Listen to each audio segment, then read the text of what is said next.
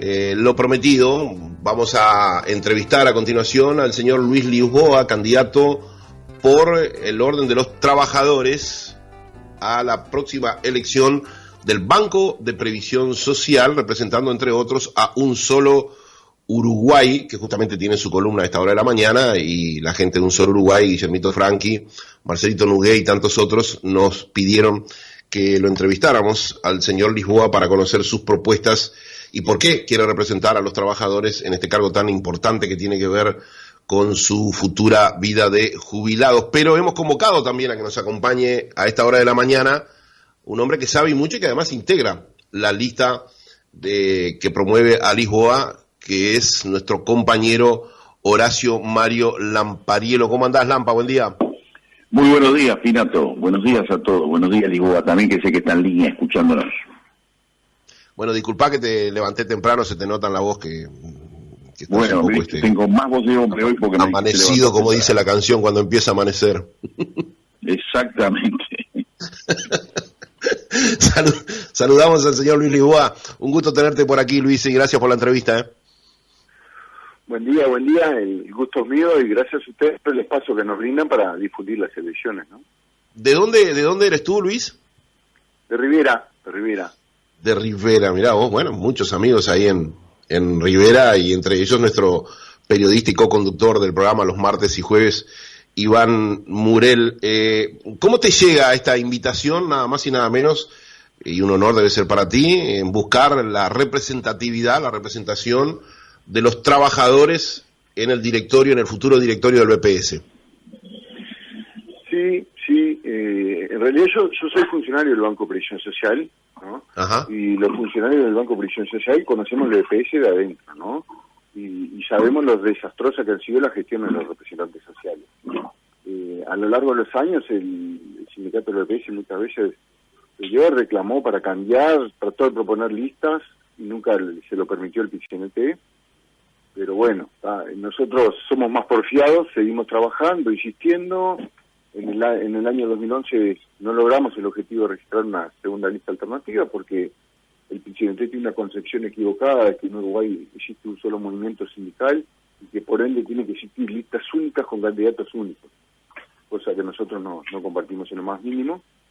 En el 2016, luego de mucha lucha contra la Corte y contra la reglamentación de la propia ley, logramos registrar la lista 16, participando con un sindicato, el sindicato de SECOM, sindicato pequeño pero con personalidad jurídica vigente que estaba fuera del PCNT, y bueno, participamos, logramos algo así como 135.000 votos, nos tocó perder, pero seguimos trabajando, y bueno, y el objetivo es ahora cambiar las 3 representaciones, ¿no? Así que tuviste una muy buena cantidad de votos, es una buena base para obviamente para esta nueva instancia, ¿no?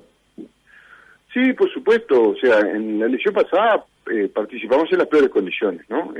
Había una duda en respecto a la interpretación del artículo 14 de la ley 16.241, que dice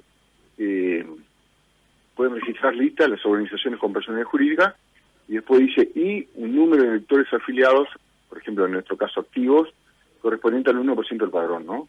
Entonces, Ernesto Murro y lamentablemente la jurídica del Banco de Previsión Social tenía una interpretación en base a esa duda, a esa mala redacción de la ley, vamos a decirlo bien clarito, ¿no?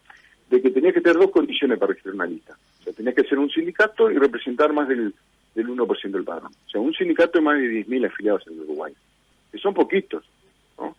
Y nosotros defendíamos la otra tesitura, ¿no? La de que era una organización con personalidad jurídica y un número de electores afiliados que correspondían al 1% del padrón, era aquellos trabajadores que no tienen sindicato, que no están afiliados al sindicato, que son electores, también puede ser elegible. Entonces, para ser elegible, juntan firmas por el 1% del padrón y ahí presentan su candidatura.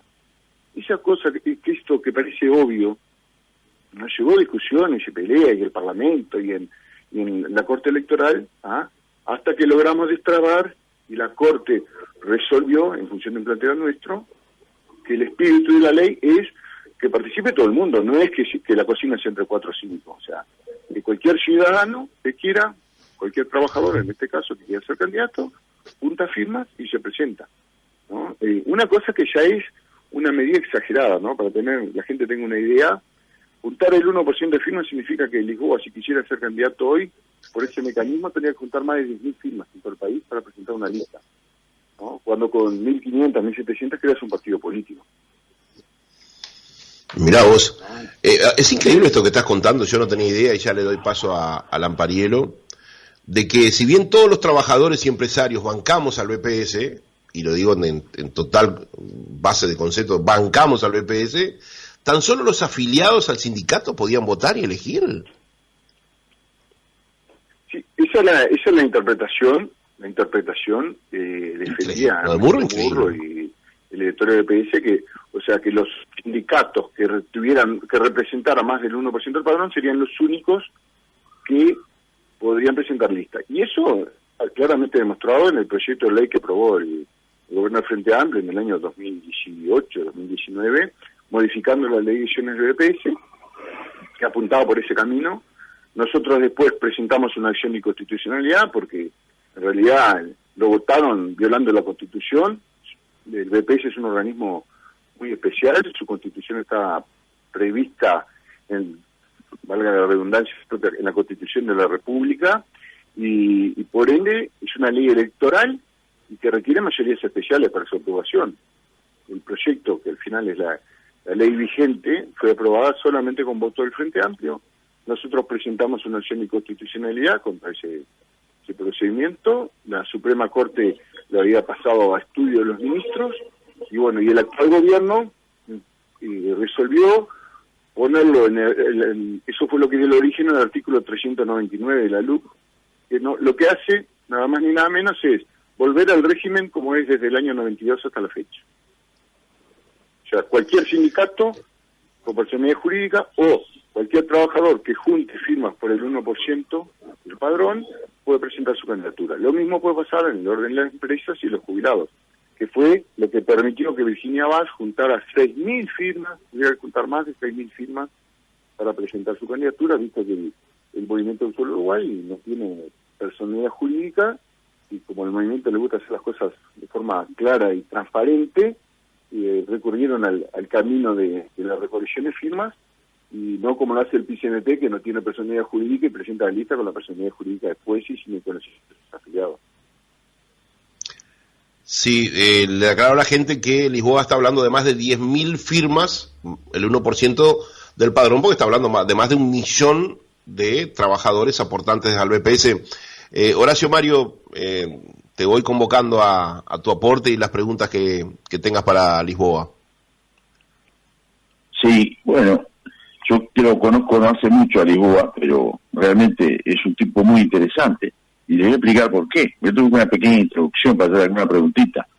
El tipo le ha pegado al BPS desde adentro del propio BPS como ninguno. Ha impugnado leyes, ha hecho apelaciones, ha defendido trabajadores, terminando encadenado frente al BPS de Rivera, junto a compañeros que estaban siendo hostigados y que por los directores del propio frente, en el caso de Munro, ¿no?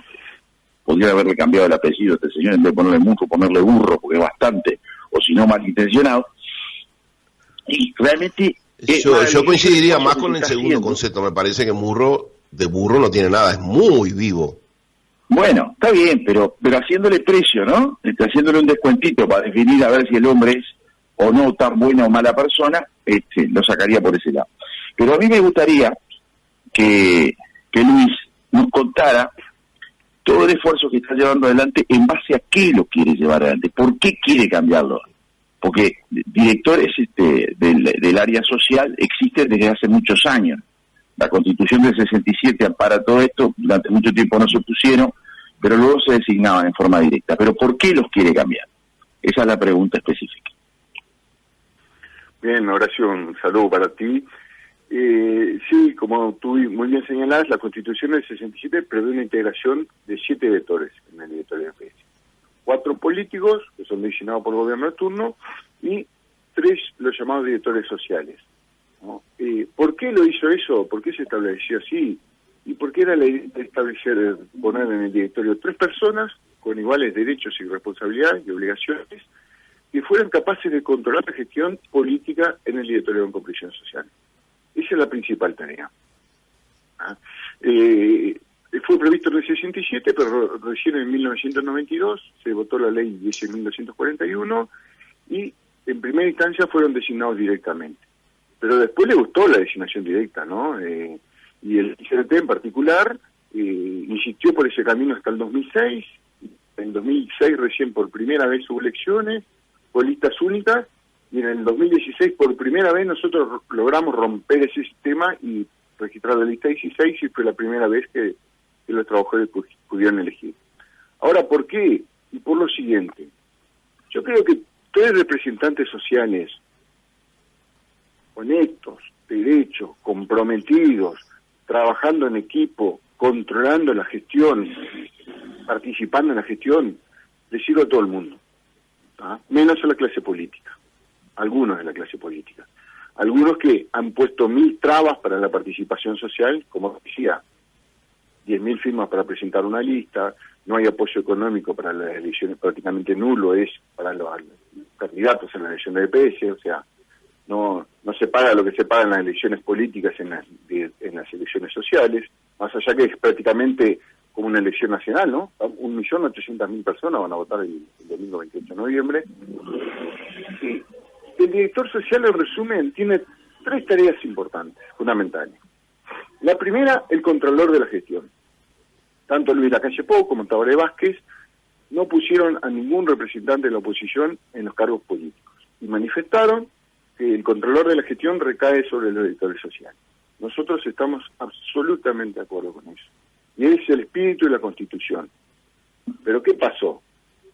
Hemos tenido directores sociales que cuando hay corrupción, cuando hay problemas, cuando hay denuncia, miran para el costado o la tapan. Y no ese es el objetivo. A modo de ejemplo, todos sabemos que en el año 2017 hubo una estafa al FONASA, ¿no? Yo en el año 2017 fui voluntariamente colaborar con la justicia para que llegara a fondo, para que investigara a fondo, fui el investigador del Parlamento, colaboramos, bueno, a nivel judicial, y fueron procesados algo así como 60 personas. Unos simples promotores que hacían cosas que estaban mal, la intermediación lucrativa, pero para ganarse el peso, ¿no? Pero no cayó ningún dueño, ni ningún jerarca alto de ninguna mutualista, ni ningún funcionario público, ¿no? Cuando el EPS es el que administra todo el FONASA. Entonces claramente ahí había que investigar, a ver si había o no había responsabilidades, ¿no?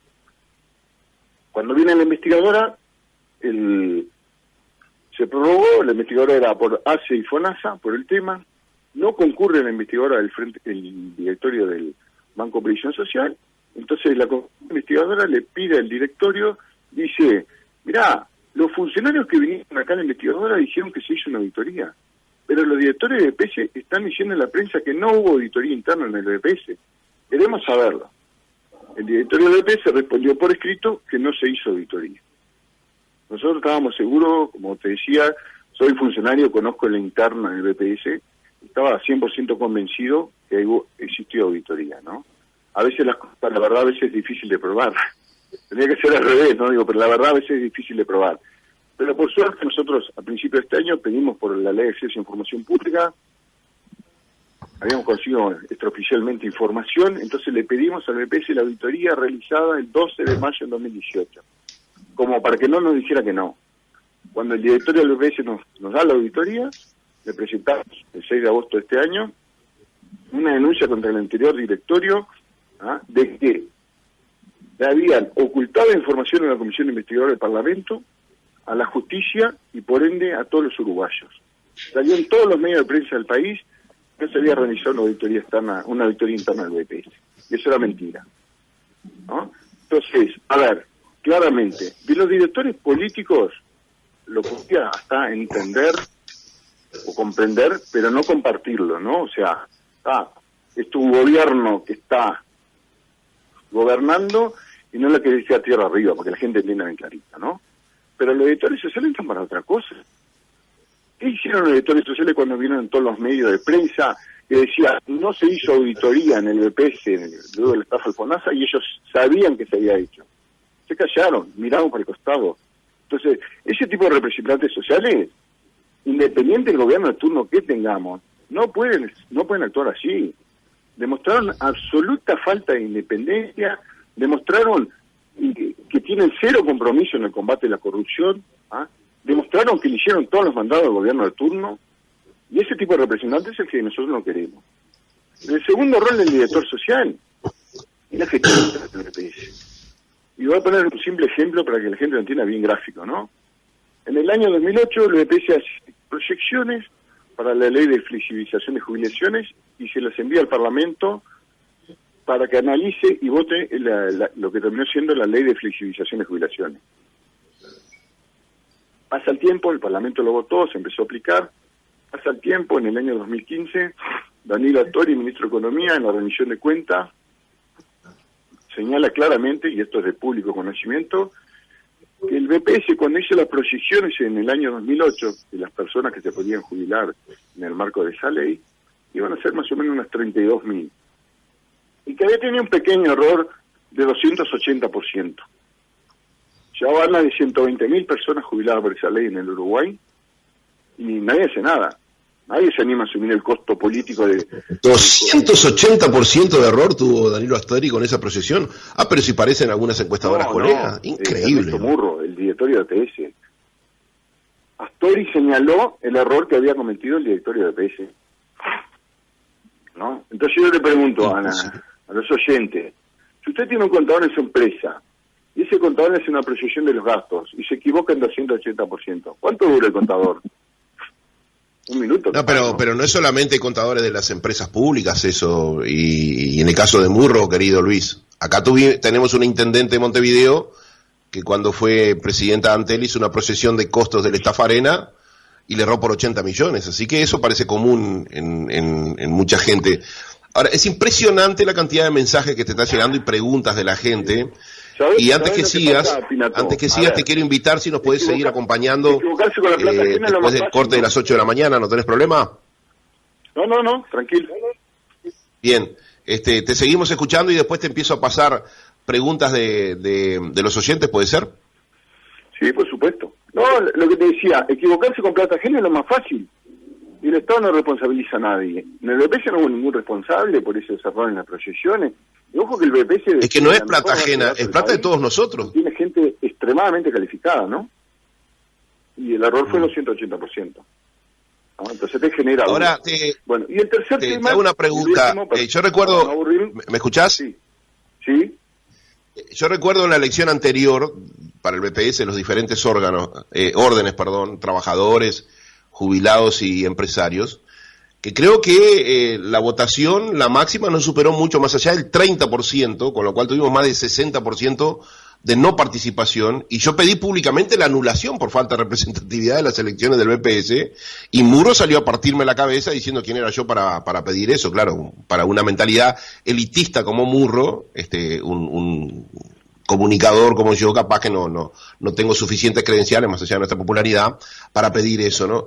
¿Vos no crees que es importante que cuanto más gente participe para tener una verdadera representatividad en el BPS y que eso te dé más poder de definiciones? Pinato, comparto totalmente lo que expresás. Los demócratas pensamos así.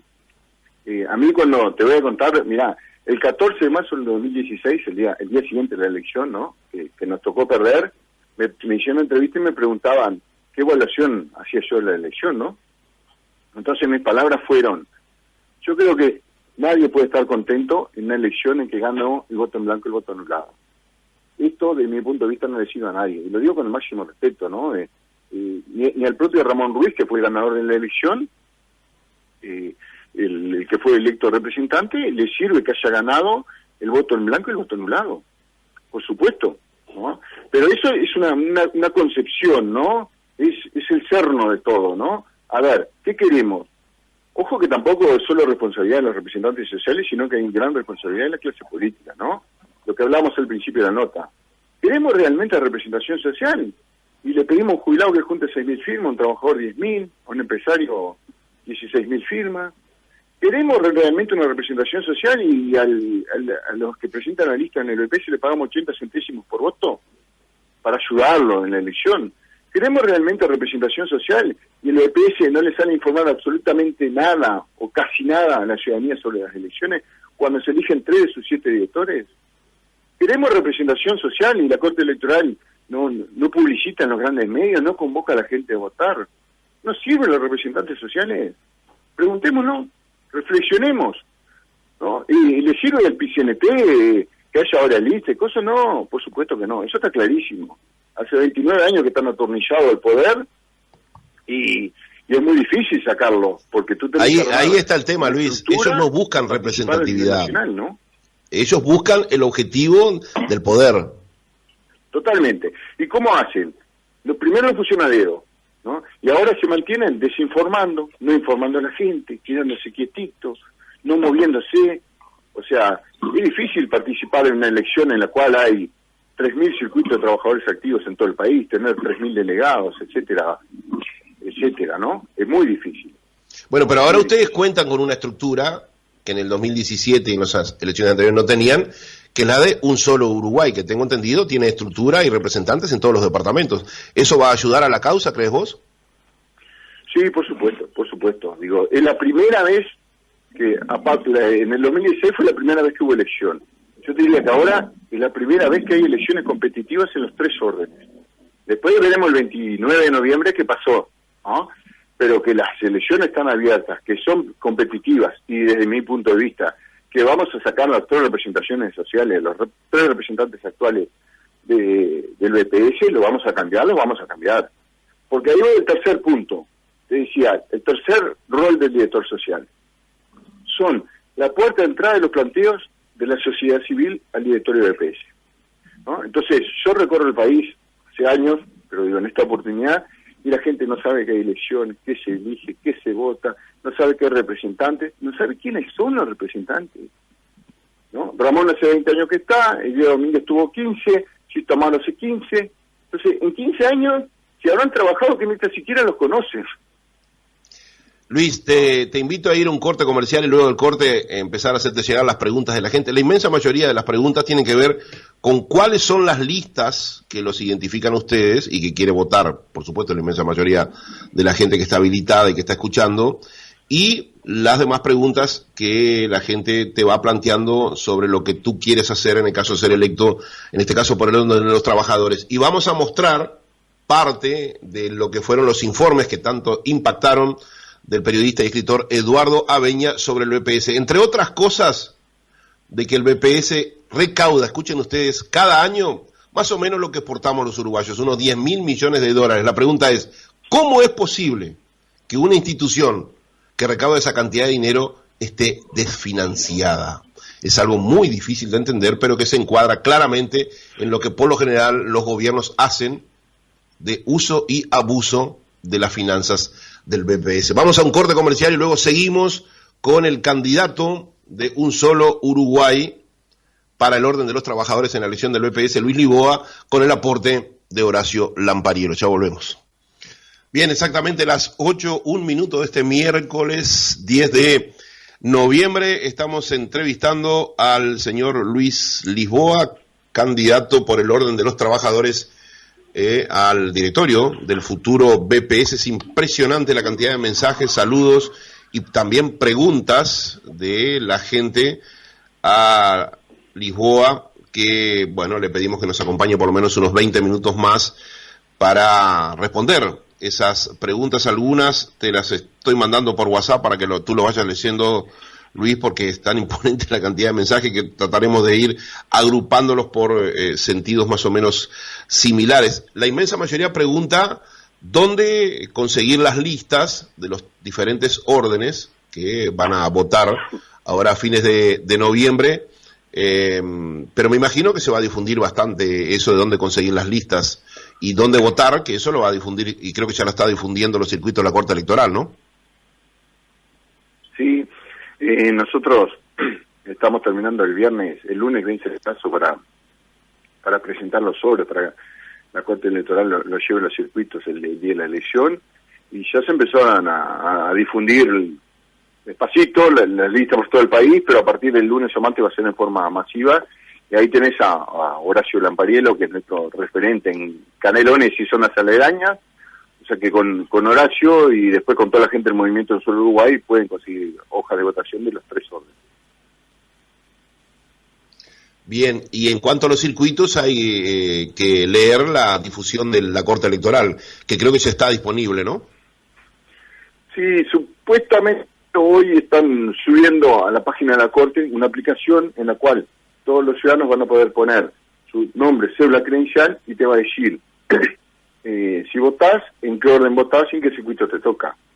Porque es así, en las elecciones de BPS votan todos los trabajadores públicos y privados registrados al BPS al día 28 de febrero del 2021. Como que sacaron una foto el 28 de febrero, ¿no? Entonces todos los que estaban registrados en el BPS ese día votan y eligen al representante de los trabajadores. Por otro lado, todas las personas que el 28 de febrero estaban jubiladas o eran pensionistas del Banco de Previsión Social, votan. Si se jubiló después del 28 de febrero, empezó a ser jubilado el 1 de marzo, ya está fuera del padrón. Y todas las empresas que estuvieran registradas en el BPS el día 28 de febrero y que además estuvieran al día con sus aportes, votan en la elección. Después tiene 2 particularidades. Los mayores de 75 años de edad y los pensionistas por invalidez del BPS están eximidos de multa en caso de no poder votar, o sea, no es obligatorio para ellos. Para el resto de trabajadores jubilados y empresas sí, existen multas de 1 o 2 UR para jubilados y trabajadores, y de 6 a 20 o 24 UR para empresas en función de la cantidad de empleados que tengan. Y la segunda particularidad que tiene es que, por ejemplo, son 3 elecciones que se desarrollan separadas, pero que se desarrollan el mismo día, ¿no? Entonces, pongámosle un ejemplo. Luis Lisboa es funcionario del BPS, era funcionario antes del 28 de febrero del 2021, entonces voto en el orden de los trabajadores. Voy con mi credencial, en el lugar donde vivo, en el lugar donde corresponde la credencial, al circuito que me asignaron de trabajadores y voto.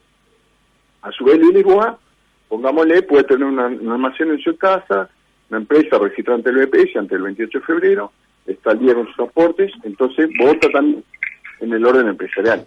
Entonces, con la misma credencial voy a otro circuito, empresas, y ahí elijo al candidato a representante de la empresa. Y así el Lisboa, pongámosle, tiene más de 60 años y puedo llegar a ser jubilado por otra caja, o sea, jubilado rural, por ejemplo, ¿no?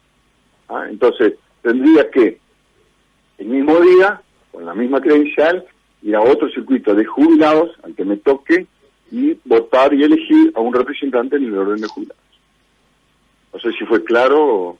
Bien, clarito. Simplemente repetir, ¿cuáles son los números de las listas que representan a ustedes? Y con esto ya cumplimos con bastantes oyentes. Sí, nosotros, la idea nuestra es demostrar que se puede trabajar en equipo.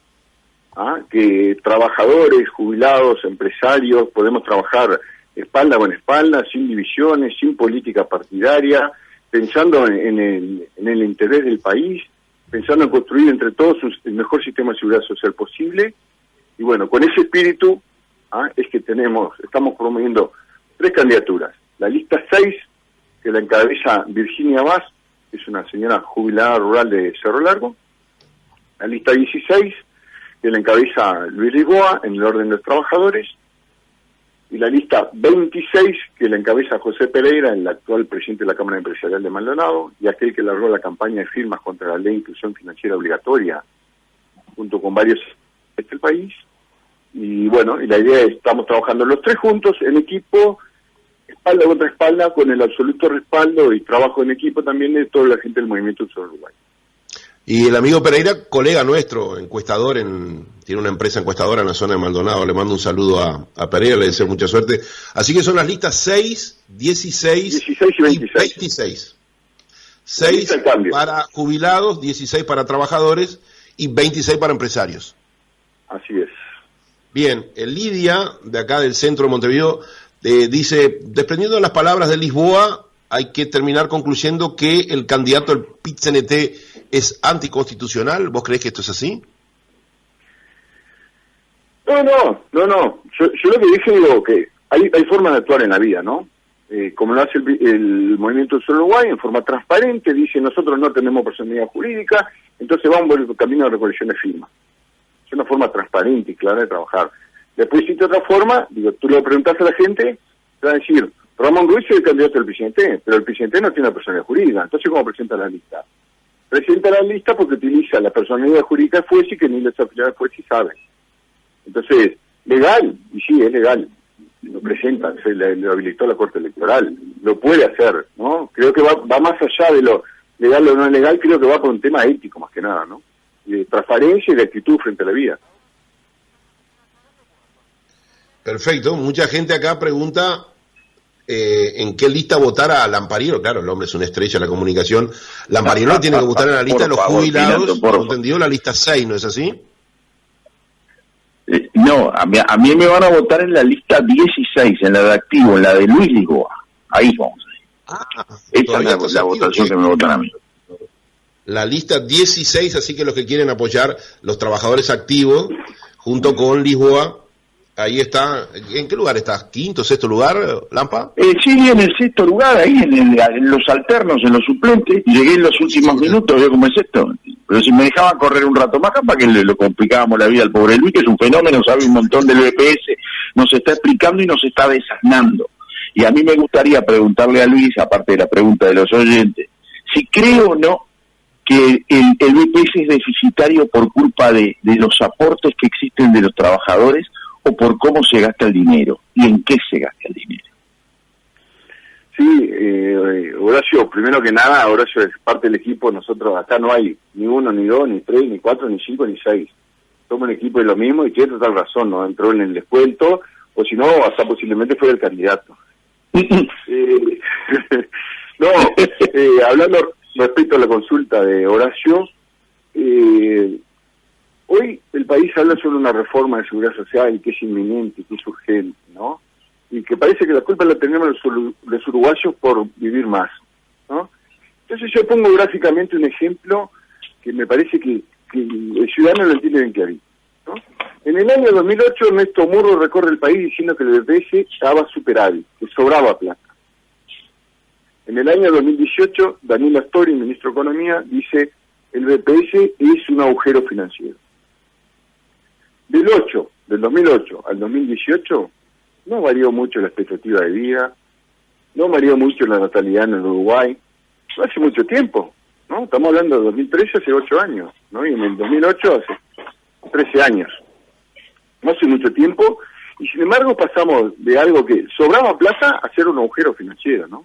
Entonces, eso nos debe llevar a reflexionar. ¿Qué pasó ahí? Pasaron varias cosas. Primero, muchas leyes votaban en el Parlamento sin financiamiento. Clara responsabilidad de los legisladores. Está bueno, y por supuesto, más derechos, más prestaciones, más, pero eso hay que pagarlo, y para pagarlo hay que financiarlo. Se votaban leyes, rentas generales, entonces eso, en gran parte, es culpa del déficit de PS. Desastrosa gestión. Digo, me parece que alguien que le agarra una proyección en 280% no podemos hablar de buenas gestiones, ¿no? Muchísima corrupción. Digo, así como pasó eso en FONASA, hay muchísimos casos más, y el día que se abra la caja van a ver lo que va a saltar en el BPS, ¿no? Y después, problemas de gestión chica, de gestión interna en el BPS, sobre todo lo que nosotros le estamos poniendo el foco a lo grande, es el BPS tiene que apuntar a la especificidad, o sea, hacer lo que le manda la Constitución, en principio, ¿no? Que es pagar jubilaciones, explicado fácilmente, ¿no? Jubilaciones, pensiones y las prestaciones por actividad. A lo largo del tiempo, se le fueron agregando un montón de cosas, que hoy implican el 50% del presupuesto del BPS, ¿no? Los números, sí. No le quiero sacar el discurso de Horacio, pero él lo va a decir. El 55, te peor lo te quería decir yo, 55. Bueno. Viste que ya sabes mucho más que yo, ¿no? No, entonces, la idea es, a ver, tenemos en el Uruguay un organismo especializado como el Ministerio de Vivienda. ¿No parece lógico que sea el BPS que se encargue de las viviendas de los jubilados, de los pensionistas? O sea, me parece que si el Ministerio de Vivienda puede tener un programa específico, tuviera un programa específico para viviendas jubilados y pensionistas, los jubilados y pensionistas tendrían viviendas dignas, en mejores condiciones, y no en las nefastas condiciones que están hoy. Sí, Luis, yo denuncié hace años que los 15 años de gobierno de Frente significaron una estafa real al pueblo uruguayo, entre jodas de todo tipo, corrupción, como bien decís vos, más toma de deuda externa, más déficit fiscal de más de 30.000 millones de dólares. Ahora, un informe que dio hace unos días atrás aquí en Estado de Situación el periodista y escritor Eduardo Abeña, habla que si en el BPS se administraran, digamos, de manera correcta los dineros de los uruguayos, todo jubilado debería jubilarse con prácticamente lo mismo que pagó el último mes como activo o el doble.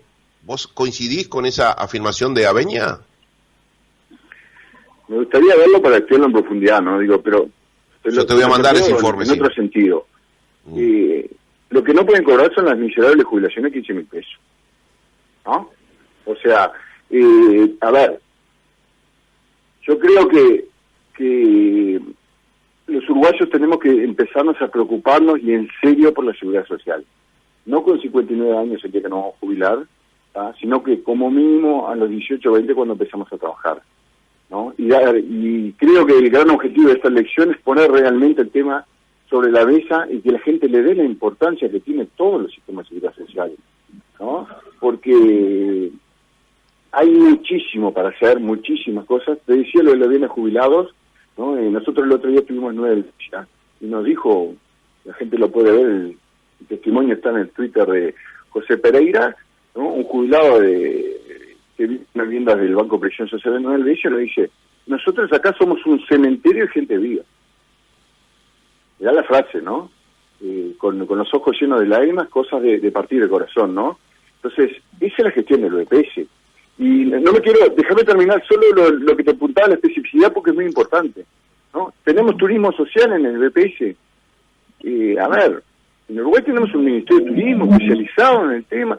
Ah, bien, comparto, es buena la idea del turismo social para jubilados y pensionistas, pero ¿no sería mejor que el turismo social se pusiera las pilas y tuviera un programa específico para los jubilados y los pensionistas? No, y que los directores atiendan a la gente también, querido Luis. Condiciones que los directores electos atiendan a la gente, porque yo he llamado varias veces a una directora electa y no he logrado nunca que me atendiera, tratando de hacerle favor a la gente de campo que necesitaba esos favores o que se ha escuchado, ¿no? Acá te preguntan, y es bien importante, si los afiliados a las AFAPs tienen que votar en esta elección del BPS. O sea, si estás afiliado a la AFAP, porque si estás aportando, en realidad el criterio es, si tú estás aportando al BPS, estás registrado el 28 de febrero, votás, ¿no? Vos podés haber sido aportante de la AFAP y el 28 de febrero no estar trabajando y no votarías. O sea, lo que marca si votás o no votás es si el 28 de febrero del 2021 tú estabas registrado como trabajador, como jubilado, como empresa en el BPS. Bien. Acá otro oyente, los que tienen una pensión y son activos, ¿por cuál tienen que votar? ¿Por los activos o los pasivos o en ambas listas? Eso es lo que te planteaba con mi ejemplo, ¿no? En este caso esta persona vota como pensionista en el orden de jubilados y pensionistas, y después va a tener que ir con su misma credencial a otro circuito que posiblemente sea en el mismo local y votar en el orden de los trabajadores. Listas 6 y 16. 6 de jubilados y 16 de trabajadores. Bien. Doris de Piriápolis te pregunta, en Piriápolis, ¿dónde debe conseguir las listas? ¿Ustedes tienen algún teléfono, alguna especie de call center en donde comunicarse para que les hagan llegar las listas directamente a los domicilios? No se encantaría, pero esto es a pulmón, ¿no? En realidad lo que le diría a la persona es tratar de contactar a alguien, hay gente del Sol Uruguay en todo el país, de la forma más fácil, y después la idea es nosotros vamos a repartir masivamente, mi celular es 098 96 17 54, estoy a las órdenes para consultar, para solucionar algún tema, sé que... A ver, repetilo de una manera más lenta, 098... 96 17 54. 098 96 17 54. Bueno, nosotros lo vamos a difundir a los más de 6.000 amigos que tenemos en WhatsApp. Lamparielo y en Canelones también, que le puede hacer llegar listas para... Sí. Bueno, te preguntan en Florida, en Paysandú, en Durazno, en esas ciudades, ¿dónde se pueden contactar para conseguir las listas? Florida, Paysandú, Durazno son algunos que estoy leyendo acá. Neri, vamos a hacer una cosa para concentrarnos. Yo también doy mi número y cada vez que me manden un mensaje, un SMS o un mensaje de texto, yo les reenvío los referentes en cada departamento de un solo Uruguay.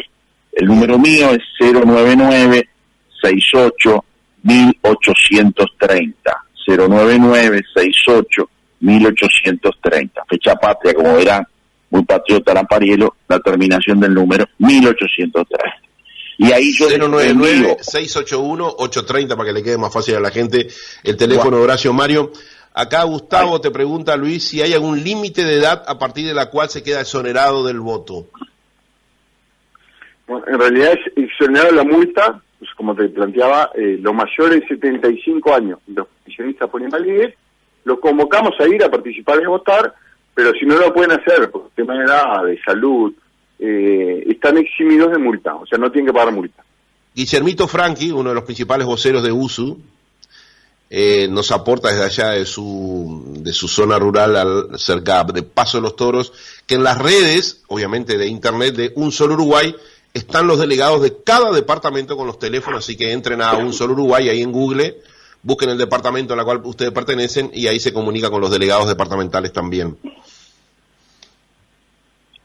Sí, repito, el teléfono de Lampariello es 099-681-830 para la gente que me está pidiendo. Buscar en la localidad algún referente de Un Solo Uruguay, pero tranquilos que a partir de la semana que viene la lista se va a empezar a distribuir de forma masiva a lo largo y ancho de todo el país.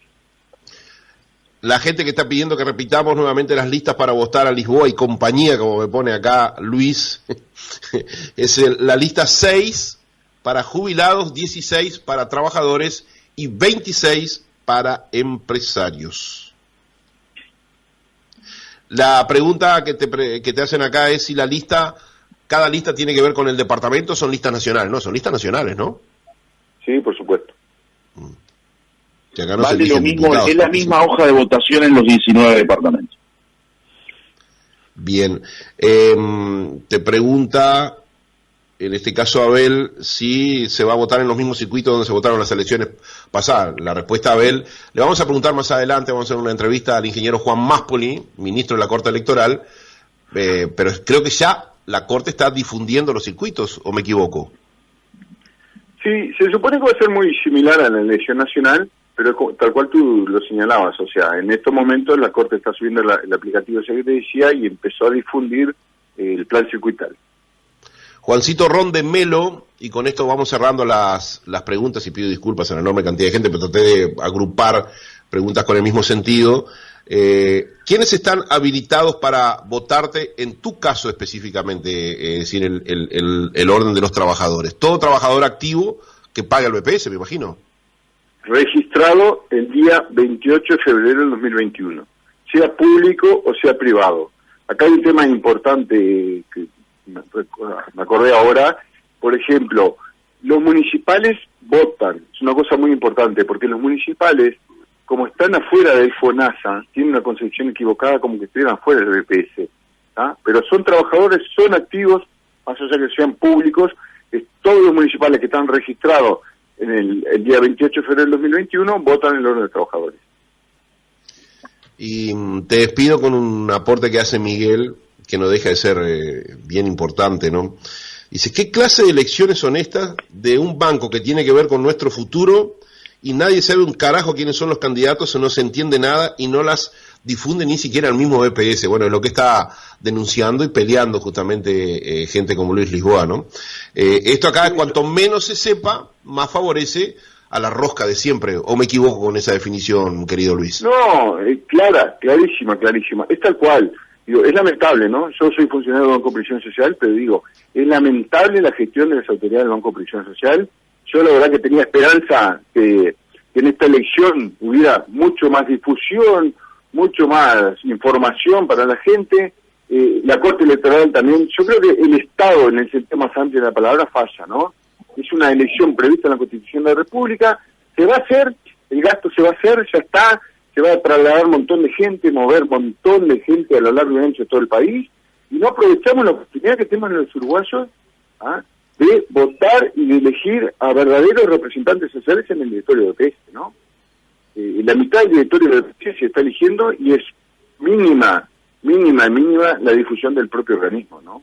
Y bueno, ellos son los principales responsables. Nosotros estamos aportando nuestro granito de arena, como lo estás haciendo tú, con este espacio que nos estás brindando, y bueno, después del 28 pasaremos rayas y veremos cuál fue la actitud de cada uno frente a una elección tan importante.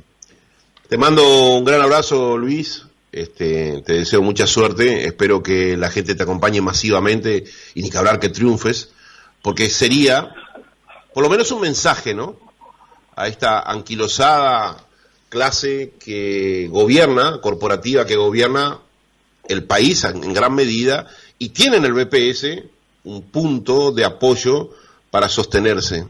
Sería muy buena cosa como mensaje de algo diferente, de un cambio, que gente como tú pueda estar en el futuro directorio del BPS. Te mando un gran abrazo y te deseo la mejor de las suertes. Bueno, muchas gracias, estamos a las órdenes y bueno, convocar a todo el mundo a votar, a participar. Los 3 candidatos solos y con la gente del Movimiento Social Uruguay no podemos cambiar solos esta realidad, ¿no? Para eso es fundamental el compromiso de todos, entonces todo aquel que pueda ayudar, compartir, difundir en las redes, repartir hojas de votación, ofrecerse para delegados a lo largo y ancho del país, bienvenido será, porque el 28 no tengan la más mínima duda, vamos a sacar los 3 representantes sociales y va a venir un tiempo de cambio con verdaderos representantes sociales al lado de la gente, acercando el BPS a la gente, actuando con absoluta independencia política y por sobre todas las cosas combatiendo frontalmente la corrupción que existe en el organismo. Luis Lisboa, candidato por los trabajadores, lista 16, junto con la lista 6 de los jubilados y la 26 de los empresarios. Por supuesto que Estado Situación apoya esta actitud de Luis de dar esa pelea contra algo que a esta altura es lo que yo divido a la administración pública, entre corruptos y no corruptos, porque cada vez más lamentablemente en Uruguay se profundiza en esa diferencia, ¿no? Es terrible lo que padece el pueblo uruguayo y el fraude, la estafa que padece el pueblo uruguayo de hace muchos años a esta parte. Y con esto voy cerrando esta entrevista. Hasta por identidad ideológica, llamé 3 veces a una directora, a un director, no pongamos sexo, del electo en el BPS, pidiendo que atendiera a gente del Uruguay profundo, gente que no tiene ni siquiera una computadora para poder consultar nada, ¿no? La tercera vez que logré ser atendido me dijo, mirá, te va a llamar mi secretaria, hasta hoy estoy esperando que me llame una persona a la cual uno le paga más de 200 palos por mes de salario, que es lo que muchos políticos no entienden, ¿no? O funcionarios públicos no entienden, que son empleados nuestros, los que aportamos y pagamos nuestros impuestos para pagarle su salario. Hay que revertir mentalmente la ecuación de las cosas en este país, porque acá mandan los que deberían obedecer, y así un país no funciona. 8:25 minutos.